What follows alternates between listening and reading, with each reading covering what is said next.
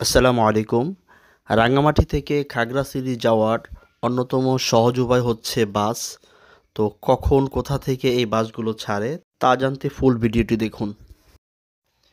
এটা হচ্ছে রাঙ্গামাটি জেলার বিখ্যাত দোয়েল চত্বর।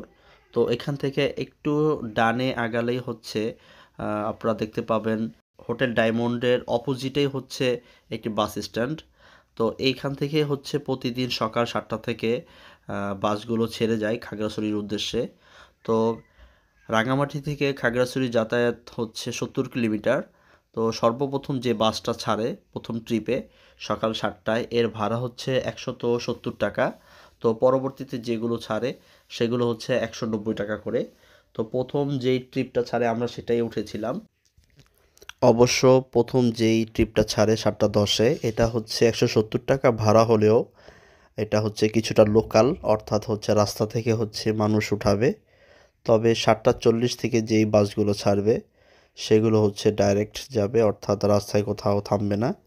তো ৭০ কিলোমিটার রাস্তা পার হতে প্রায় হচ্ছে ২ থেকে ৩ ঘন্টা সময় লাগবে, যেহেতু পাহাড়ি পথ।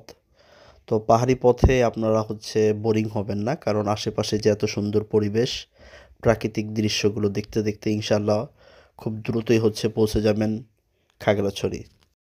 খাগড়াছড়ি জেলার আশেপাশের বিভিন্ন ট্যুরিস্ট স্পটগুলো সম্পর্কে যা বিস্তারিত জানতে আমাদের চ্যানেলটি ভিজিট করতে পারেন। তো আমরা একদিনে পুরো খাগড়াছড়ি যে ভিজিট করেছিলাম তার বিস্তারিত ভিডিও আছে আমাদের এই চ্যানেলে।